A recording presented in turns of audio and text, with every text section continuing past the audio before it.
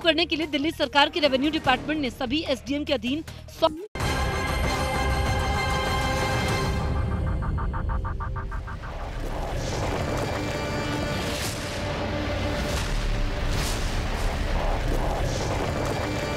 नमस्कार, आप देख रहे हैं न्यूज़ 18 इंडिया और मैं हूं आपके साथ गायत्री शर्मा। सबसे पहले आपसे यही अपील है, मास्क जरूर पहने। कोरोना से बचाव में यही एकमात्र उपाय है।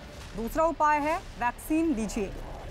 आपसे एक बार फिर से अपील करें कि मास्क जरूर पहनिए और इसीलिए हमने एक मुहिम भी शुरू की है, #मास्क पहनो इंडिया। और बार बार आपसे यही कह रहे हैं कि अगर आपको खुद को सुरक्षित रखना है, परिवार को सुरक्षित रखना है तो मास्क पहनना बहुत जरूरी है। और आइए अब शुरुआत करते हैं इस वक्त की अहम खबर के साथ। ये अहम खबर जम्मू कश्मीर से। श्रीनगर प्रशासन ने ड्रोन पर नए दिशा निर्देश जारी किए हैं। न्यूज़ 18 के रिफत अब्दुल्ला की खबर के मुताबिक जम्मू कश्मीर एयरफोर्स स्टेशन पर हुए ड्रोन हमले के बाद प्रशासन सख्त हो गया है, जिसके बाद प्रशासन ने ड्रोन के इस्तेमाल के लिए नई गाइडलाइंस जारी कर दी है।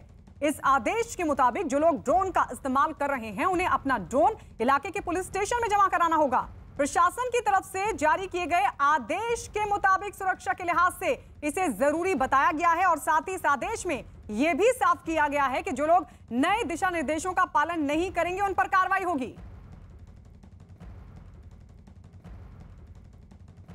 और चलिए सीधे श्रीनगर रुक कर लेते हैं। हमारे साथ हमारे सहयोगी रिफत अब्दुल्ला हमारे साथ लाइव जुड़ गए। रिफत, सबसे पहले तो ये बताइए कि जो नई गाइडलाइंस जारी हुई है, क्या कहा गया है, उसमें क्या है?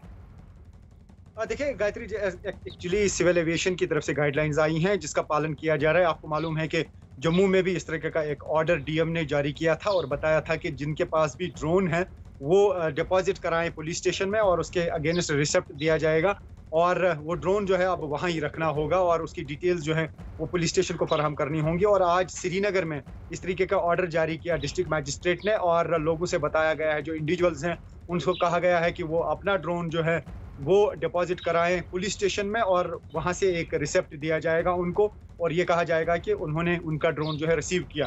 यानी कि आज के बाद अगर किसी भी इंडिविजुअल के पास ड्रोन कैमरा है तो वो इलीगल समझा जाएगा, क्योंकि डिस्ट्रिक्ट मैजिस्ट्रेट की तरफ से ऑर्डर्स मिले हैं कि वो ड्रोन जो है डिपॉजिट कराए जाए। आपको मालूम है कि जम्मू में जिस तरीके से ड्रोन हमला हुआ था उसके बाद ही इस तरीके की कार्रवाई की गई। पहले जम्मू डिवीजन में की गई, अब कश्मीर डिवीजन में की जा रही है।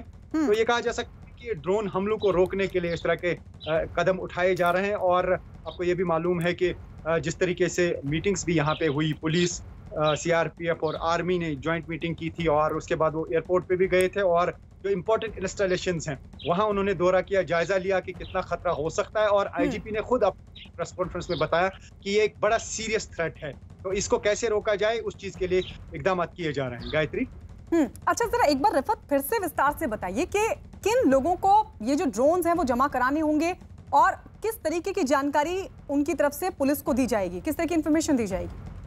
देखिए गायत्री, सरकारी डिपार्टमेंट्स को छोड़ के बाकी सब लोगों से कहा गया है कि वो ये ड्रोन कैमरास जो हैं वो डिपॉजिट करा। तो मालूम है कि काफी सारे यूट्यूबर्स हैं, काफी सारे लोग ऐसे हैं जो डॉक्यूमेंट्री फिल्म्स बनाते हैं, अलग अलग ब्यूटीफुल विजुअल्स लेते हैं ड्रोन के जरिए, ऊपर से एरियल शॉट्स उनको मिलते हैं। तो कश्मीर चूंकि बहुत खूबसूरत है और यहाँ पहाड़ी एरिया बहुत हैं, तो बहुत सारे लोगों के पास यहाँ पे ड्रोन कैमरास थे जो उसको ऑपरेट करते थे, या शादी ब्याह के मौके पर भी यहाँ पे ड्रोन कैमरास का इस्तेमाल किया जाता था। और साथ ही जो एडवेंचर स्पोर्ट्स की एक्टिविटीज होती हैं, चाहे वो साइकिलिंग हो, माउंटेन बाइकिंग हो, कार रेसिंग हो, उसमें भी ड्रोन कैमरास इस्तेमाल किए जाते थे और यहाँ काफी सारे इंडिविजुअल्स के पास ड्रोन कैमरास हैं। यही वजह है कि कहीं कंफ्यूजन ना हो कि कोई जो है ड्रोन का हमला हो, उस वजह से उन लोगों से कहा गया है कि वो अपने कैमरास जो है ड्रोन कैमरास वो डिपॉजिट कराएं। लेकिन साथ ही जो सरकारी डिपार्टमेंट्स हैं उनको कहा गया है कि जब भी वो ड्रोन ऑपरेट करें तो उस टाइम इन्फॉर्म करना पड़ेगा पुलिस को और एडमिनिस्ट्रेशन को और पर्पस भी बताना होगा कि क्यों उनको इस्तेमाल करना है।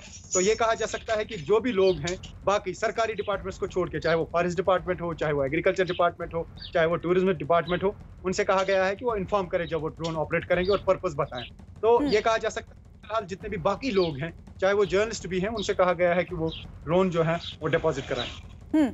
मतलब आप कह रहे हैं कि जो तमाम लोग, जो स्थानीय लोग हैं, अगर वो ड्रोन का किसी भी तरीके से इस्तेमाल कर रहे थे तो उनको अब इस्तेमाल नहीं करना होगा, उस पर पाबंदी लगा दी गई, उनको ड्रोन जमा कराना होगा।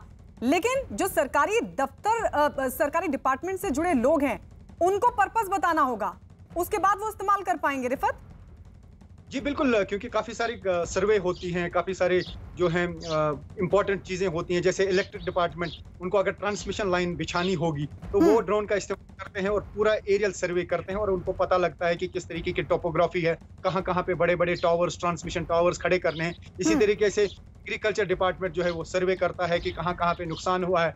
जब कोई बर्फ़ गिरती है बहुत ज़्यादा तो ड्रोन चलाया जाता है और कितने हेक्टेयर्स में नुकसान हुआ, कहाँ-कहाँ पे हुआ, क्या पोजीशन है। इसी तरीके फॉरेस्ट डिपार्टमेंट जो है सर्विलेंस करती है कि कहीं जंगल चोरी के वाक़ात तो ना हो।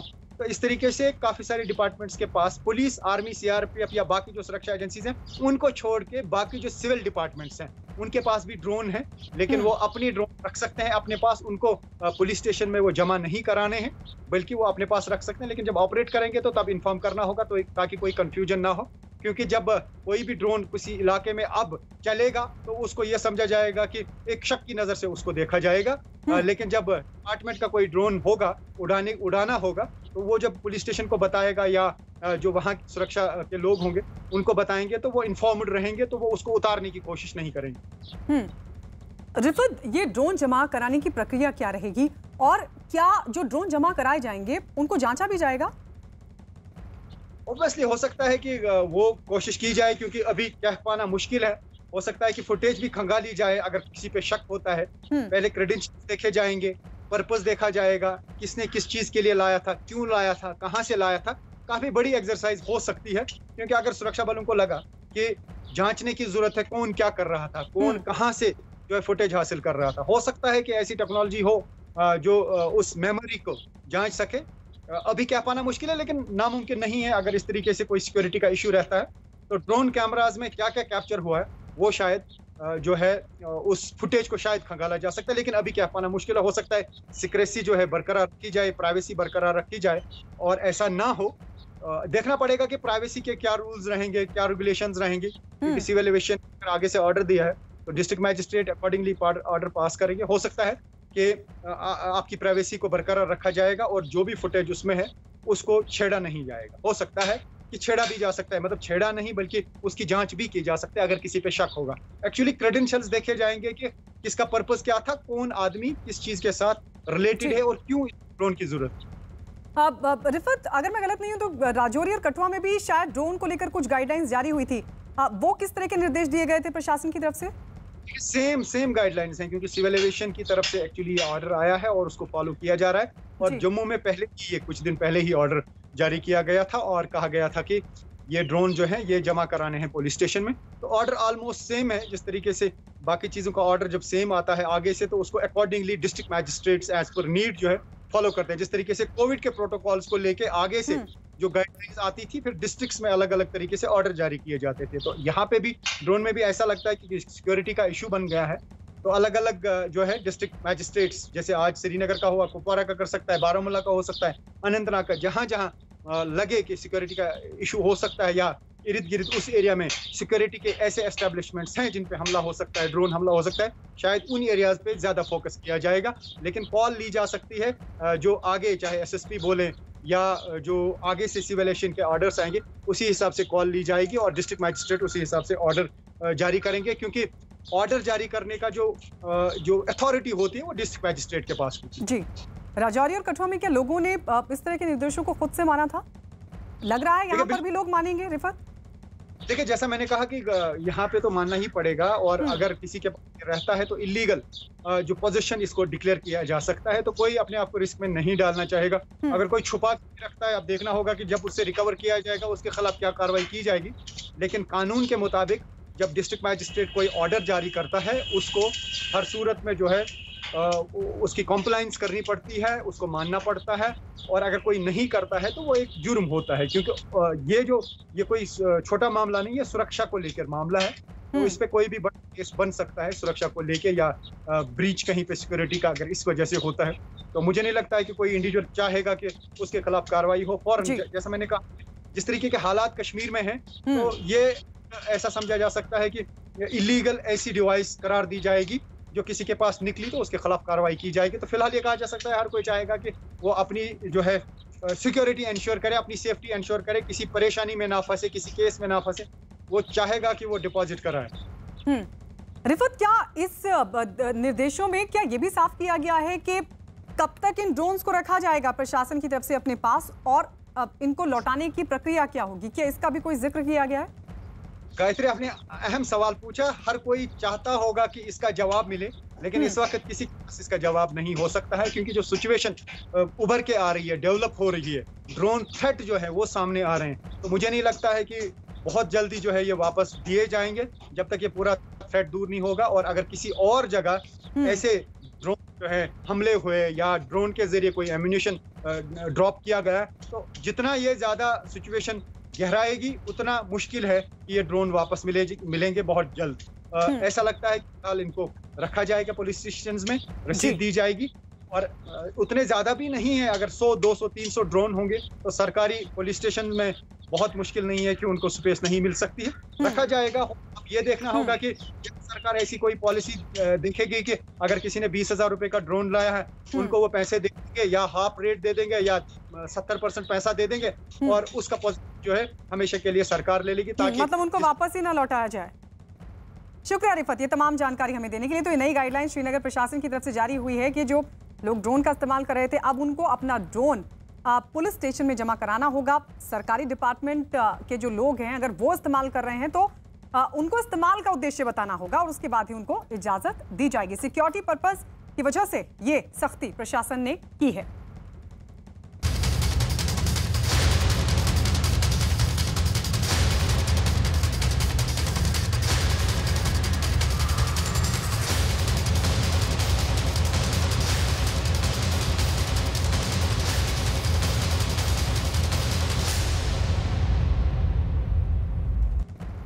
और इस बीच एक और अहम खबर दरभंगा मामले से जुड़ी अहम खबर मिल रही है। न्यूज़ 18 के जनक दवे की खबर के मुताबिक दरभंगा पार्सल धमाका मामले में गिरफ्तार नासिर से पूछताछ में कई अहम जानकारियां सामने आई। सूत्रों के मुताबिक नासिर ने बताया कि इकबाल खान ने उसे ऑनलाइन बम बनाने की ट्रेनिंग दी। उसका मकसद टाइम बम बनाना था। इसके लिए डेटोनेटर के फटने से पहले सर्किट को फ्लेम मिलना जरूरी था, और ऐसा हो इसके लिए नाइट्रिक एसिड और सल्फ्यूरिक एसिड को मिलाना पड़ता है। दोनों कैसे मिले और कितनी देर में मिले, इसके लिए नासिर ने एक रास्ता निकाला। उसे दोनों के बीच में कागज रखने को कहा गया था।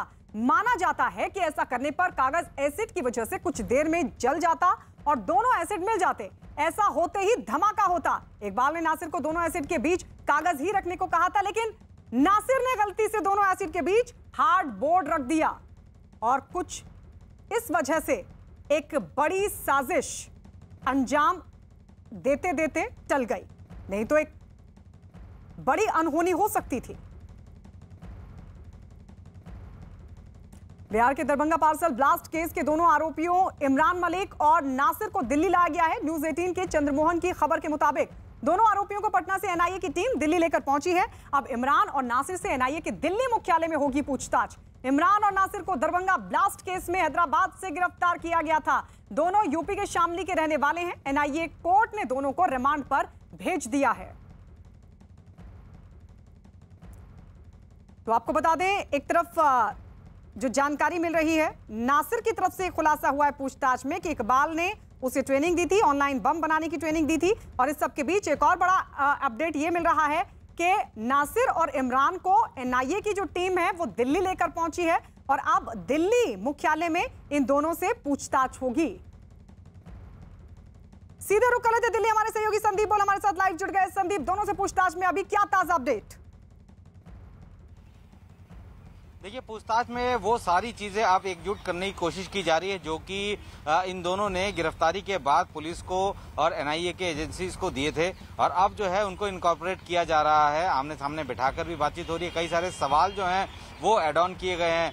खास बात यह है कि जो पहले प्रिलिमिनरी इन्वेस्टिगेशन के दौरान जो सवाल पूछे गए थे, अब उनका दायरा थोड़ा बढ़ाया जा रहा है। पहले इस बम धमाके से जुड़ी हुई जानकारियां उनसे मांगी गई थी, उनसे पूछताछ की गई थी, लेकिन अब जो जानकारी उनसे जुटाई जा रही है वो ये है कि कहीं इसके बाद कोई और दूसरी बड़ी घटना को अंजाम देने के लिए उनकी कोई नई जो है प्लान तो उनका नहीं था। कौन कौन इसमें शामिल था और कितने लोगों को पैसे दिए गए इनकी तरफ से, स्लीपर सेल्स को क्या फिर से एक्टिवेट किया जा रहा है, पुराने ट्रेंड को फिर से जो है पाकिस्तान की तरफ से जो है कोशिश की जा रही है कि वापस इंप्लीमेंट करा जा सके, ताकि इस तरीके के जो हमले हैं उनको अंजाम दिया जा सके। इतना तो साफ हो गया है कि इस हमले के, इस धमाके के पीछे जो है वो पाकिस्तान का ही हाथ है, लश्कर का हाथ है। अब इससे और जुड़ती कड़ियां जो है वो जोड़ी जा रही हैं। सवाल जवाब जो है अभी लगातार जारी है और ये भी हो सकता है कि आने वाले दिनों में इनको सिकंदराबाद और शामली भी ले जाया जा सकता है।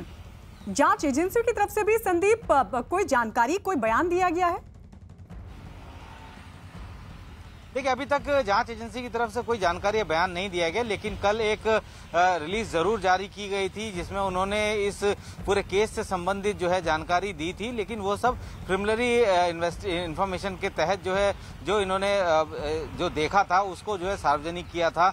और उसमें जो है अब उसके बाद जो है क्या बातचीत करके क्या चीज निकल रही है उसके बारे में अभी कोई खुलासा एनआईए की तरफ से नहीं किया गया है, लेकिन उम्मीद जताई जा रही है कि जल्दी जो है इस बारे में और जानकारी एनआईए की तरफ से साझा की जाएगी।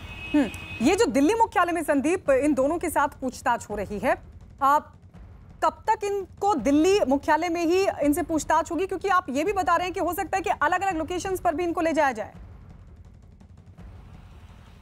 बिल्कुल, देखिए अभी तो 2 लोगों को दिल्ली लाया गया है, 2 लोग अभी भी बिहार में ही हैं, तो ऐसे में अब ये भी होगा कि अभी तो इनसे पूछताछ जारी है और वहाँ जो है कफिल और बाकी जो उसका एक साथी है मुसलिम, उसको जो है हो सकता है कि उनको भी जो है एनआईए यहाँ पे लेके आए। उसके बाद जो है आमने सामने बैठा के पूछताछ होगी। तो अभी जल्दी से तो ये नहीं छूट रहे हैं यहाँ से, या उनको जो है पूछताछ लगातार जारी रहेगी। लेकिन ये भी है कि अभी इनको जो है चार्जशीट भी फाइल करनी है, पूरा केस देखना है। और ये भी तो नहीं कहीं ये कोई बहुत बड़ा जो है रैकेट का एक छोटी सी कड़ी तो नहीं है, इसको भी स्टैब्लिश करना बहुत जरूरी है और इसी के तहत जो है पूछताछ अभी जारी है। संदीप, आप हमारे साथ बने रहिए। इस बीच ये भी अहम खबर अपने दर्शकों को दे दें। दरभंगा धमाके पर ये बड़ी खबर मिल रही है। न्यूज़ 18 के चंद्रमोहन कुमार के मुताबिक एनआईए की जो टीम है वो कफील को लेने के लिए पटना की बेऊर जेल पहुंची। कफील को धमाके के मामले में यूपी से गिरफ्तार किया गया है। एक दिन पहले ही एनआईए की कोर्ट ने पूछताछ के लिए रिमांड को मंजूरी दी थी, जिसके बाद एनआईए की टीम कफील को पूछताछ के लिए अपने साथ ले गई है। कफील से किस तरीके से संदीप पूछताछ होगी? लगातार संदीप हमारे सहयोगी हमारे साथ बने हुए हैं। संदीप, कफील से किस तरीके की पूछताछ एनआईए की तरफ से होगी और कफील को कब तक दिल्ली लाया जा सकता है? देखिए, अभी चूंकि 6 दिन का रिमांड इनका मिला है और जिसमें से कफील से तो पूछताछ की जा रही है बेऊर जेल।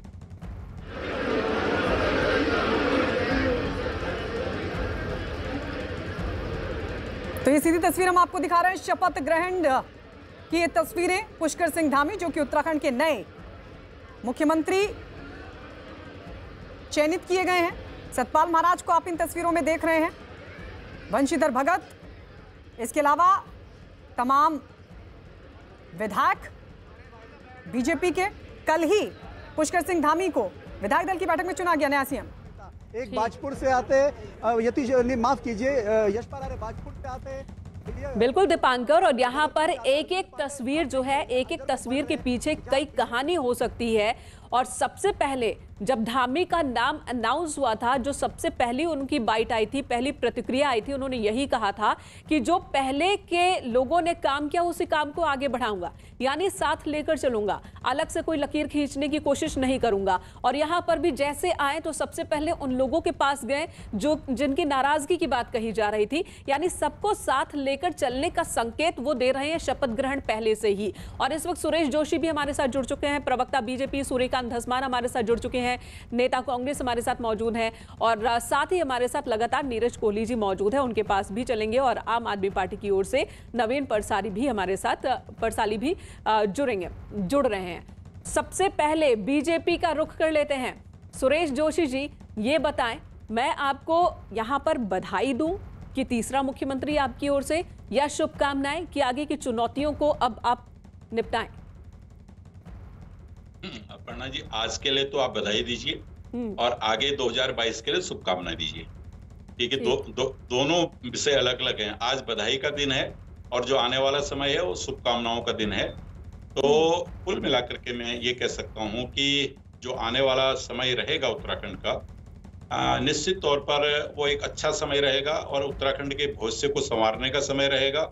और जिस तरह से भारतीय जनता पार्टी ने उत्तराखंड की राजनीति में आज युवाओं की मनपसंद और युवाओं के आधार पर, जो युवा वोटर देश के अंदर हम कहते हैं कि 60% युवा वोटर है, उसको मद्देनजर रखते हुए एक युवा व्यक्तित्व को, जिसने उत्तराखंड में बहुत लंबे समय से काम किया है, संगठनात्मक रूप से काम किया है, विधायकी के रूप में काम किया है और पिछली सरकार में एक दायित्वधारी के रूप में, राज्य मंत्री के रूप में उन्होंने काम किया है और बहुत लंबा उनका 20-25 साल का जो पॉलिटिकल करियर है। उनके अनुभव और उनके पॉलिटिकल करियर को लगातार हम दिखा रहे हैं, न्यूज़ 18 भी दिखा रहा है, लेकिन फिर तो सवाल ये भी उठेंगे कि ये चेहरा पहले क्यों नहीं ढूंढ के लाया।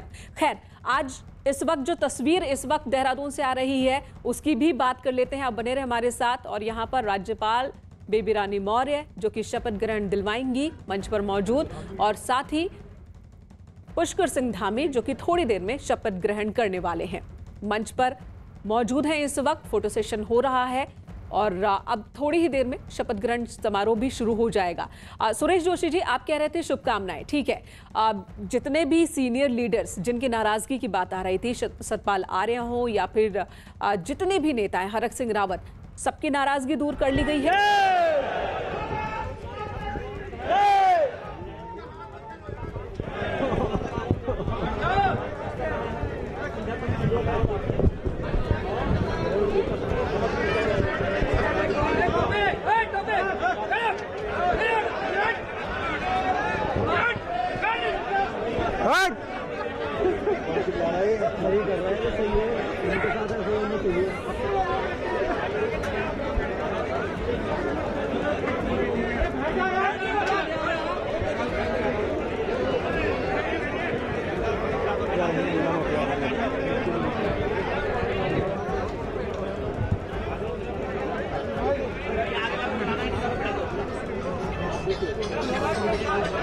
हेलो,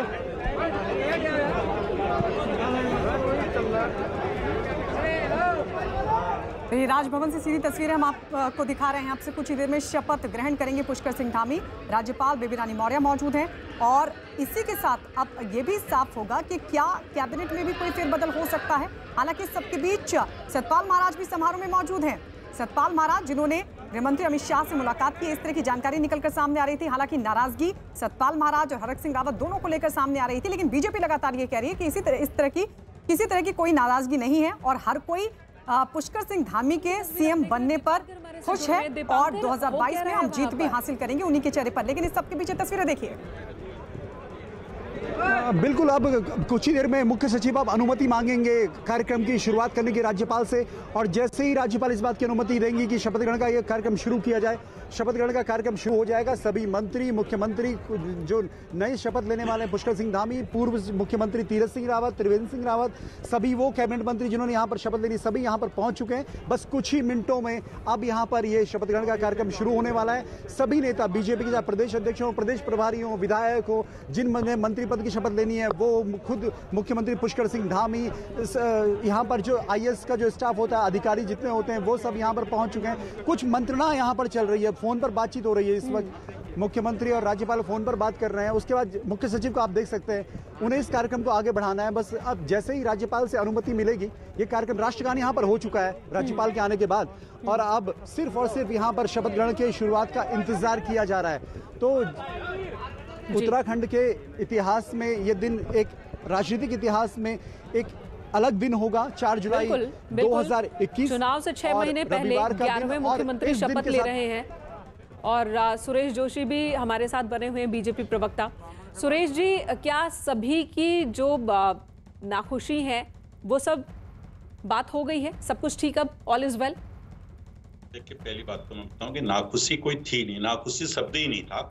ये शब्द तो जबरदस्ती पता नहीं कहां से लाया गया। सब लोग खुश हैं। सब लोगों की जो है कि संगठन के प्रति आस्था है और सब लोगों की उत्तराखंड के विकास के प्रति आस्था है, और सब लोग अपने अपने कामों में जो है कि आगे कैसे उत्तराखंड आगे बढ़े, जो भी जिसको दायित्व मिलेगा उस दायित्व का निर्वहन करेंगे। और उत्तराखंड को विकास की गति में जिस तरह हमने 4.5 वर्षों में बहुत तेजी से आगे बढ़ाया है, उस विकास को और निरंतर आगे बढ़ाने का हम लोग प्रयास करेंगे और सभी लोगों को साथ लेकर के। देखिए, प्रश्न हम तो चाहते हैं कि भाई उत्तराखंड के विकास के लिए सारे विपक्षी दल भी हमारे साथ एकजुट होकर के खड़े रहें, क्योंकि आइडियोलॉजी अलग अलग हो सकती है, लेकिन उनका और हमारा सबका एक ही उद्देश्य और एक ही ध्येय है कि भाई उत्तराखंड का विकास कैसे हो, उत्तराखंड के अंदर का पलायन कैसे रुके, शिक्षा, स्वास्थ्य जैसी व्यवस्थाएं जो हमारी मूलभूत समस्या, उनका समाधान कैसे हो, इन सभी विषयों पर हम इलेक्शन से पहले कई और बड़े मुद्दे हैं, चाहे वो देवस्थानम बोर्ड हो, चारधाम यात्रा हो, जिस पर नाराजगी कई लोगों की दिख रही है, उस पर क्या स्टैंड लेते हैं पुष्कर सिंह धामी, वो भी देखने वाली बात होगी। सूर्यकांत धस्माना साहब भी हमारे साथ जुड़े हैं, नेता कांग्रेस। सूर्यकांत जी, 11वें मुख्यमंत्री शपथ ले रहे हैं उत्तराखंड में, आप क्या कहेंगे?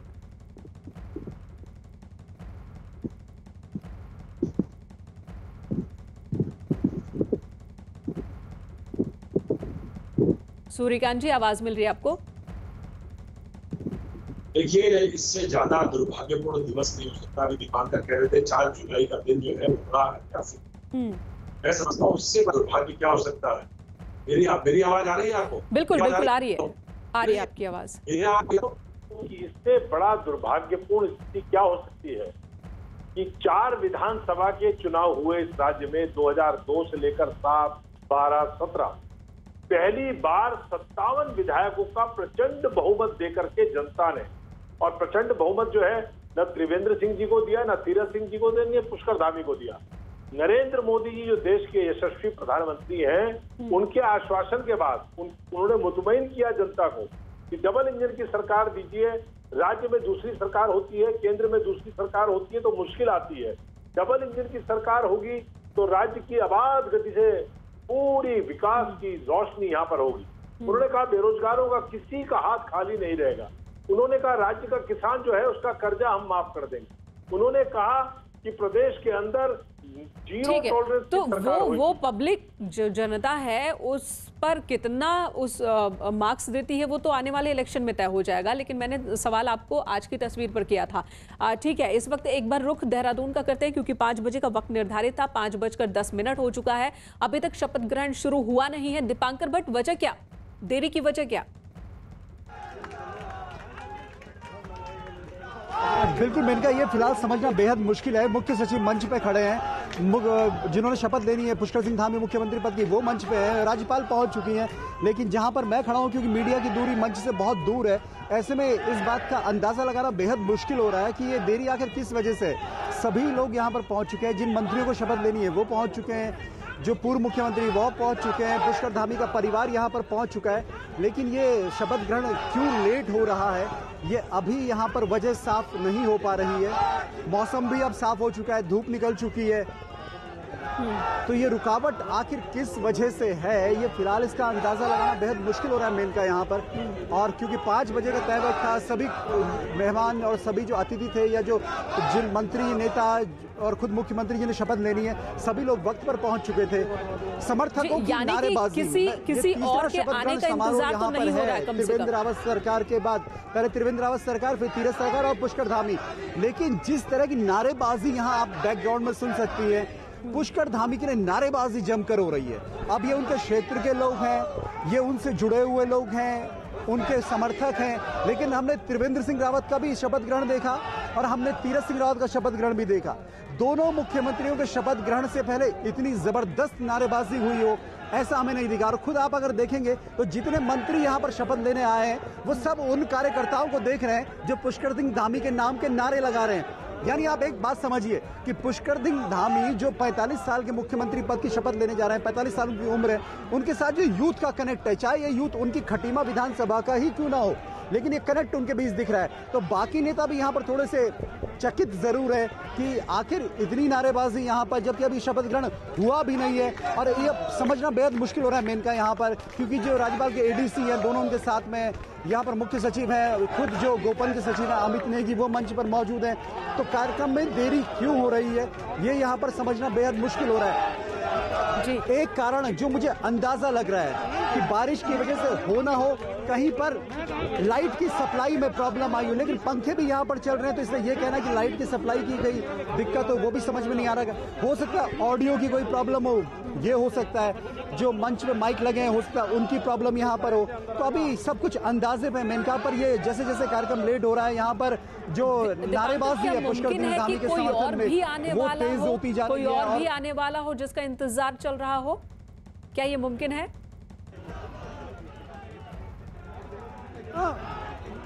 मेनका क्योंकि अगर कोई विशिष्ट मेहमान आ रहा होता तो अब तक वो बात पता चल चुकी होती। त्रिवेंद्र सिंह रावत आ चुके हैं, तीरथ सिंह रावत आ चुके हैं, जिन दोनों को रिप्लेस करने के बाद अब यहाँ पर पुष्कर सिंह धामी मुख्यमंत्री बनने जा रहे हैं। राज्यपाल जिन्होंने शपथ दिलवानी है वो पहुंच चुकी हैं, मुख्य सचिव जिन्हें कार्यक्रम आगे बढ़ाना है वो पहुंच चुके हैं। तो अब ये बहुत समझना यहाँ पर मुश्किल हो रहा है। मेन का इस सवाल का जवाब हमारे लिए भी देना मुश्किल हो रहा है कि आखिर शपथ ग्रहण में ये जो देरी हो रही है, और खुद राज्यपाल को आप देखें तो वो इधर उधर देख रही हैं, वेट कर रही है कि कब तो दोनों पूर्व मुख्यमंत्री मौजूद हैं, प्रदेश अध्यक्ष, पूर्व प्रदेश अध्यक्ष वो मौजूद हैं, कैबिनेट के सभी मंत्री मौजूद हैं जिन्हें शपथ लेना है, पुष्कर सिंह धामी मौजूद हैं जिन्हें शपथ लेना है सीएम पद की, और राज्यपाल मौजूद हैं बेबी रानी मौर्य जो कि शपथ दिलवाएंगे। लेकिन इंतजार किस बात का है यह भी साफ नहीं हो पा रहा है। मंच की दूरी हमारे रिपोर्टर से आप देख सकते हैं और इस वजह से भी क्लियर नहीं हो पा रही बातें, लेकिन इंतजार चल रहा है। थोड़ी देर में शपथ ग्रहण होने वाला है। नवीन परसाली, नेता आम आदमी पार्टी, हमारे साथ जुड़े हैं। नवीन जी, आप उत्तर प्रदेश में लगातार पैर जमाने की कोशिश में आम आदमी पार्टी, आपकी कहीं ना कहीं उम्मीद थी कि अगर तीरथ सिंह रावत चुनाव लड़ते हैं तो उनके खिलाफ कैंडिडेट खड़ा करें और एक धमाकेदार एंट्री करें, लेकिन उस उम्मीद पर तो पानी फिर गया। अब शपथ ग्रहण हो रहा है, क्या कह रहे हैं आप? देखिए, हम ये कह रहे हैं कि जो भाजपा और उसके सरकार द्वारा जो आज तक यहाँ पर नासमझियां की गई हैं और बार बार मुख्यमंत्री बदलकर जो रायता फैला गया है, उस रायते को साफ करने के लिए पुष्कर सिंह धामी जी के रूप में एक नए मुख्यमंत्री जनता पर थोपे गए हैं और जिसका खामियाजा उत्तराखंड की जनता भुगत रही है। आप देख सकते हैं कि पहले तीरथ सिंह रावत जी को गंगोत्री सीट से लड़ाने की तैयारी में भारतीय जनता पार्टी थी और जब हमने चुनौती दी तो उस चुनौती से तीरथ सिंह रावत जी और भारतीय जनता पार्टी को लग रहा था कि उनकी हार सुनिश्चित है, तो उन्होंने मुख्यमंत्री बदला। आप उससे पहले के घटनाक्रम में जाएंगे तो जब मनीष जी ने चुनौती दी थी कि अगर आज ने कोई 5 जनहित के काम किए हैं तो हम डिबेट के लिए तैयार है, तो तब मुख्यमंत्री बदलने पड़े थे। तो भारतीय जनता पार्टी और आम आदमी पार्टी का जो ये मुकाबला हो रहा है चुनावी जंग से पहले, आप देख सकते हैं कि हम किस तरह से एक विपक्ष, सशक्त विपक्ष की भूमिका निभाते हुए आगे बढ़ रहे हैं। और जिस हिसाब से पहले 4 साल, अब 4 महीने और ये अब 40 दिन चलेंगे या नहीं चलेंगे, इसकी कोई गारंटी भारतीय जनता पार्टी की तरफ से नहीं है। चलिए, तो आप कह रहे हैं कि आपके डर की वजह से, आम आदमी पार्टी के डर की वजह से यहाँ पर सीएम तीरथ सिंह रावत ने चुनाव नहीं लड़ा, बल्कि सीएम का चेहरा ही बदल दिया बीजेपी ने। खैर, उसका जवाब हम लेंगे, सुरेश जोशी से लेंगे। दीपांकर भट्ट का रुख कर लेते हैं। देहरादून में हलचल लगातार नजर आ रही है। दीपांकर, किस चीज का इंतजार अभी? और देखिए, पुष्कर सिंह धामी फिर फोन पर बात करते हुए नजर आ रहे हैं, बार बार फोन कॉल्स, कुछ पता चल पा रहा है क्या? मेनका बस मुख्य सचिव पहुंच चुके हैं मंच पे। अमित नेगी थे वो जो गृह सचिव है यहाँ पर, माफ कीजिए जो गोपन के सचिव है, उन्होंने मुख्यमंत्री से बात करवाई थी। फोन आ रहा, अब आ चुके हैं मुख्य सचिव मंच पे। कार्यक्रम शुरू हो गया, कार्यक्रम शुरू। ये औपचारिकता पूरी की जा रही है यहाँ पर। अभी समारोह की कार्रवाई प्रारंभ की गई। माननीय राज्यपाल महोदया जी ने श्री पुष्कर सिंह धामी जी को उत्तराखंड राज्य का मुख्यमंत्री नियुक्त किया है। माननीय राज्यपाल महोदया जी श्री पुष्कर सिंह धामी जी को शपथ दिलाएंगे।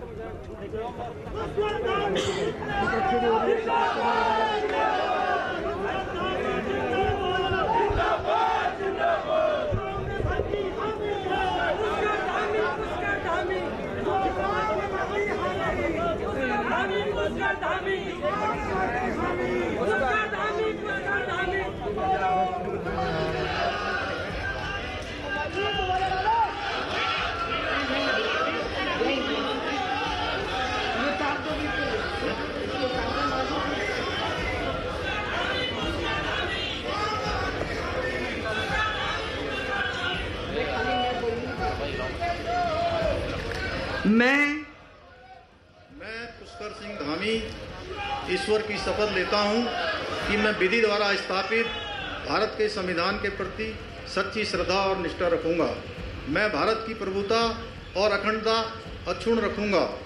मैं उत्तराखंड राज्य के मुख्यमंत्री के रूप में अपने कर्तव्यों का श्रद्धापूर्वक और शुद्ध अंतःकरण से निर्वहन करूंगा तथा मैं भय या पक्षपात, अनुराग या द्वेष के बिना सभी प्रकार के लोगों के प्रति संविधान और विधि के अनुसार न्याय करूंगा।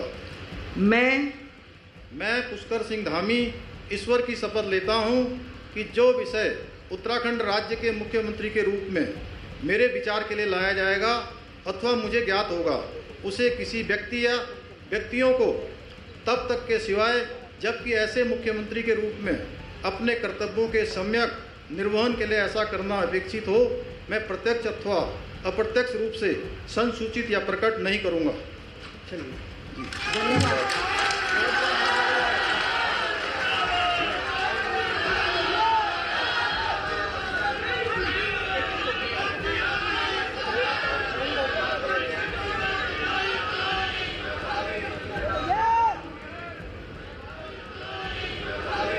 पुष्कर सिंह धामी ने पद और गोपनीयता की शपथ लेने के बाद हस्ताक्षर करते हुए पुष्कर सिंह धामी आपको नजर आ रहे हैं। उत्तराखंड के 11 माननीय राज्यपाल महोदया जी ने धामी जिन्होंने शपथ माननीय मुख्यमंत्री जी की सलाह पर तमाम मंत्री भी जिन महानुभावों को उत्तराखंड राज्य का मंत्री नियुक्त किया है उनके नाम इस प्रकार हैं: श्री सतपाल महाराज, सदस्य विधानसभा; डॉक्टर हरक सिंह रावत, सदस्य विधानसभा; श्री वंशीधर भगत, सदस्य विधानसभा; श्री यशपाल आर्य, सदस्य विधानसभा; श्री बिशन सिंह, सदस्य विधानसभा; श्री सुबोध उनियाल, सदस्य विधानसभा; श्री अरविंद पांडे, सदस्य विधानसभा; श्री गणेश जोशी, सदस्य विधानसभा; डॉक्टर धन सिंह रावत, सदस्य विधानसभा; श्रीमती रेखा आर्य, सदस्य विधानसभा; श्री यतीश्वरानंद, सदस्य विधानसभा। श्री सतपाल महाराज जी, कृपया शपथ ग्रहण हेतु पधारने का कष्ट करें।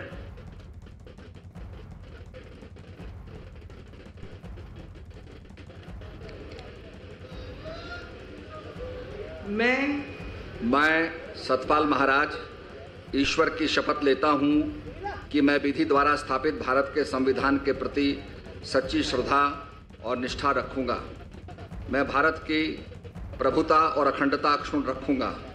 मैं उत्तराखंड राज्य के मंत्री के रूप में अपने कर्तव्यों का श्रद्धापूर्वक और शुद्ध अंतःकरण से निर्वहन करूंगा तथा मैं भय या पक्षपात, अनुराग या द्वेष के बिना सभी प्रकार के लोगों के प्रति संविधान और विधि के अनुसार न्याय करूंगा।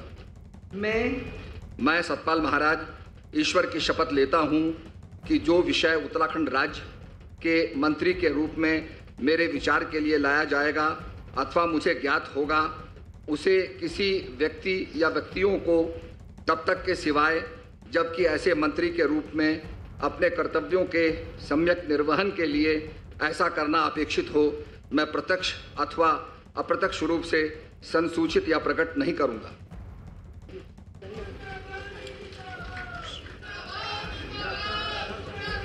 श्री डॉक्टर हरक सिंह रावत जी, कृपया शपथ ग्रहण करने हेतु पधारने का कष्ट करें। मैं डॉक्टर हरक सिंह रावत ईश्वर की शपथ लेता हूं कि मैं विधि द्वारा स्थापित भारत के संविधान के प्रति सच्ची श्रद्धा और निष्ठा रखूंगा। मैं भारत की प्रभुता और अखंडता अक्षुण्ण रखूंगा।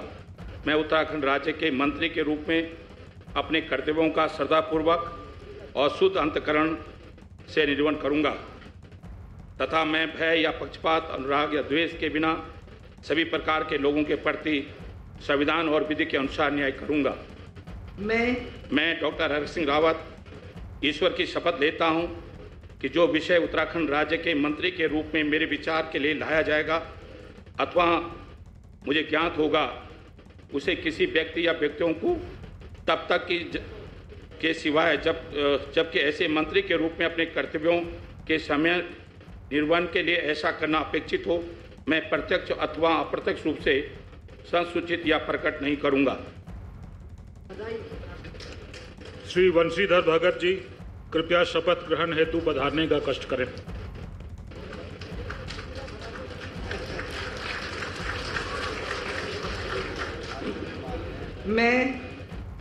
मैं वंशीधर भगत ईश्वर की शपथ लेता हूं कि विधि द्वारा स्थापित भारत के संविधान के प्रति सच्ची श्रद्धा और निष्ठा रखूंगा। मैं भारत की प्रभुता और अखंडता अक्षुण्ण रखूंगा। मैं उत्तराखंड राज्य के मंत्री के रूप में अपने कर्तव्यों का श्रद्धापूर्वक और शुद्ध अंतःकरण से निर्वहन करूंगा। मैं भय या पक्षपात, अनुराग या द्वेष के बिना सभी प्रकार के लोगों के प्रति संविधान और विधि के अनुसार न्याय करूंगा। मैं वंशीधर भगत ईश्वर की शपथ लेता हूं कि जो विषय उत्तराखंड राज्य के मंत्री के रूप में मेरे विचार के लिए लाया जाएगा अथवा मुझे ज्ञात होगा, उसे किसी व्यक्ति या व्यक्तियों को तब के सिवाय जबकि ऐसे मंत्री के रूप में अपने कर्तव्यों का सम्यक निर्वहन के लिए ऐसा करना अपेक्षित हो, मैं प्रत्यक्ष अथवा अप्रत्यक्ष रूप से संसूचित या प्रकट नहीं करूंगा। श्री यशपाल आर्य जी, कृपया शपथ ग्रहण हेतु पधारने का कष्ट करें।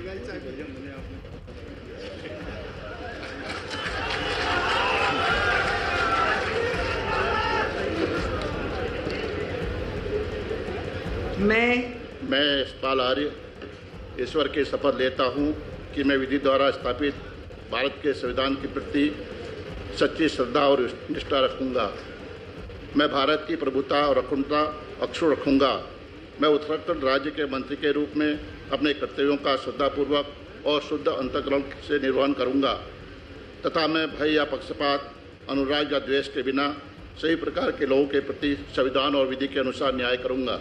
मैं यशपाल आर्य ईश्वर के शपथ लेता हूं कि जो विषय उत्तराखंड राज्य के मंत्री के रूप में मेरे विचार के लिए लाया जाएगा अथवा मुझे ज्ञात होगा, उसे किसी व्यक्ति या व्यक्तियों को तब के सिवाय जबकि ऐसे मंत्री के रूप में अपने कर्तव्यों के सम्यक निर्वहन के लिए ऐसा करना अपेक्षित हो, मैं प्रत्यक्ष अथवा अप्रत्यक्ष रूप से संसूचित या प्रकट नहीं करूंगा। श्री बिशन सिंह जी, कृपया शपथ ग्रहण करने हेतु पधारने का कष्ट करें।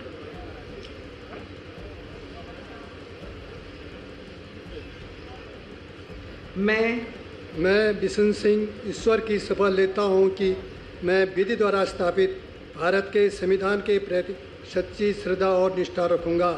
मैं भारत की प्रभुता और अखंडता अक्षुण्ण रखूंगा।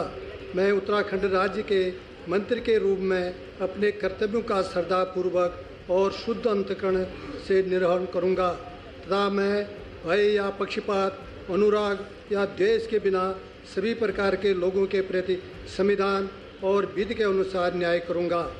मैं बिशन सिंह ईश्वर की शपथ लेता हूं खंड राज्य के मंत्री के रूप में मेरे विचार के लिए लाया जाएगा अथवा मुझे ज्ञात होगा, उसे किसी व्यक्ति या व्यक्तियों को तब के सिवाय जबकि ऐसे मंत्री के रूप में अपने कर्तव्यों के सम्यक निर्वहन के लिए ऐसा करना अपेक्षित हो, मैं प्रत्यक्ष अथवा अप्रत्यक्ष रूप से संसूचित या प्रकट नहीं करूंगा।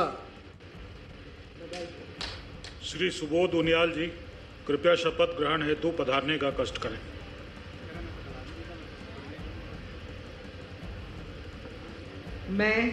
मैं सुबोध उनियाल ईश्वर की शपथ लेता हूं कि मैं विधि द्वारा स्थापित भारत के संविधान के प्रति सच्ची श्रद्धा और निष्ठा रखूंगा।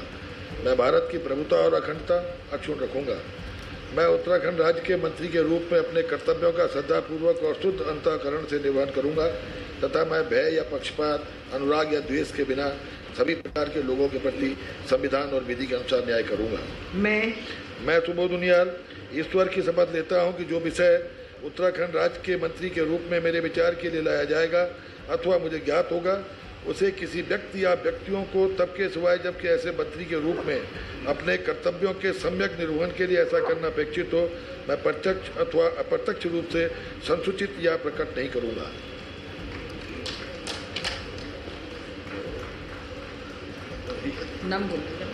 श्री अरविंद पांडे जी, कृपया शपथ ग्रहण करने हेतु पधारने का कष्ट करें।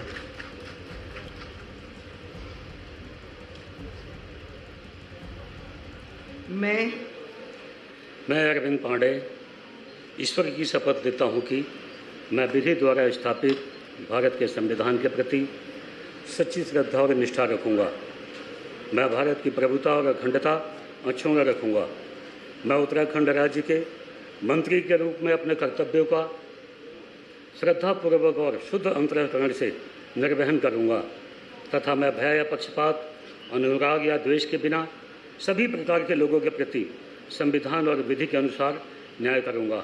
मैं अरविंद पांडे ईश्वर की शपथ लेता हूं कि जो विषय उत्तराखंड राज्य के मंत्री के रूप में मेरे विचार के लिए लाया जाएगा अथवा मुझे ज्ञात होगा, उसे किसी व्यक्ति या व्यक्तियों को तब के सिवाय जबकि ऐसे मंत्री के रूप में अपने कर्तव्यों के सम्यक निर्वहन के लिए ऐसा करना अपेक्षित हो।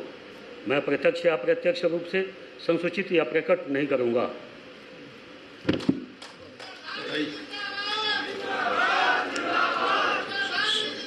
श्री गणेश जोशी जी कृपया शपथ ग्रहण हेतु पधारने का कष्ट करें।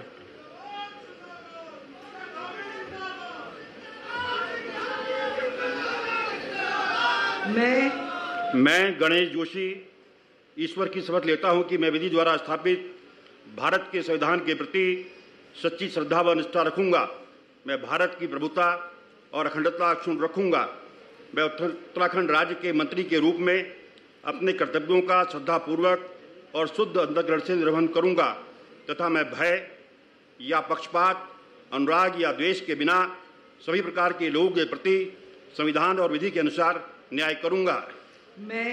मैं गणेश जोशी ईश्वर की शपथ लेता हूं कि जो विषय उत्तराखंड राज्य के मंत्री के रूप में मेरे विचार के लिए लाया जाएगा अथवा मुझे ज्ञात होगा उसे किसी व्यक्ति या व्यक्तियों को तब के सिवाय जबकि ऐसे मंत्री के रूप में अपने कर्तव्यों के सम्यक निर्वहन के लिए ऐसा करना अपेक्षित हो, मैं प्रत्यक्ष अथवा अप्रत्यक्ष रूप से संसूचित या प्रकट नहीं करूंगा।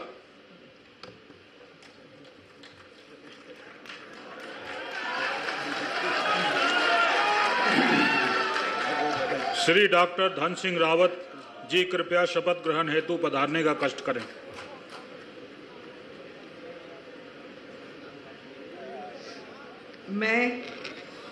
मैं डॉक्टर धन सिंह रावत ईश्वर की शपथ लेता हूं कि मैं विधि द्वारा स्थापित भारत के संविधान के प्रति सच्ची श्रद्धा और निष्ठा रखूंगा। मैं भारत की प्रभुता और अखंडता अक्षुण्ण रखूंगा। मैं उत्तराखंड राज्य के मंत्री के रूप में अपने कर्तव्यों का श्रद्धापूर्वक और शुद्ध अंतःकरण से निर्वहन करूंगा तथा मैं भय या पक्षपात, अनुराग या द्वेष के बिना सभी प्रकार के लोगों के प्रति संविधान और विधि के अनुसार न्याय करूंगा। मैं डॉक्टर धन सिंह रावत ईश्वर की शपथ लेता हूं कि जो विषय उत्तराखंड राज्य के मंत्री के रूप में मेरे विचार के लिए लाया जाएगा अथवा मुझे ज्ञात होगा उसे किसी व्यक्ति या व्यक्तियों को तब तक के सिवाय जबकि ऐसे मंत्री के रूप में अपने कर्तव्यों के समय निर्वहन के लिए ऐसा करना अपेक्षित हो, मैं प्रत्यक्ष अथवा अप्रत्यक्ष रूप से संसूचित या प्रकट नहीं करूंगा।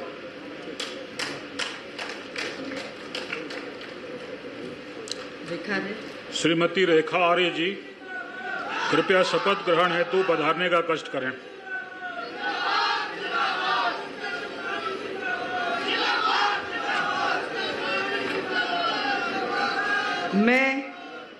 मैं रेखा आर्य ईश्वर की शपथ लेती हूँ कि मैं विधि द्वारा स्थापित भारत के संविधान के प्रति सच्ची श्रद्धा और निष्ठा रखूंगी।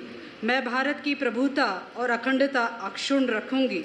मैं उत्तराखंड राज्य के मंत्री के रूप में अपने कर्तव्यों का श्रद्धापूर्वक और शुद्ध अंतःकरण से निर्वहन करूंगी तथा मैं भय या पक्षपात, अनुराग या द्वेष के बिना सभी प्रकार के लोगों के प्रति संविधान और विधि के अनुसार न्याय करूंगी। मैं रेखा आर्य ईश्वर की शपथ लेती हूँ कि जो विषय उत्तराखंड राज्य के मंत्री के रूप में मेरे विचार के लिए लाया जाएगा अथवा मुझे ज्ञात होगा उसे किसी व्यक्ति या व्यक्तियों को तब के सिवाय जबकि ऐसे मंत्री के रूप में अपने कर्तव्यों के सम्यक निर्वहन के लिए ऐसा करना अपेक्षित हो, मैं प्रत्यक्ष अथवा अप्रत्यक्ष रूप से संसूचित या प्रकट नहीं करूंगी। श्री यतीश्वरानंद जी कृपया शपथ ग्रहण हेतु पधारने का कष्ट करें।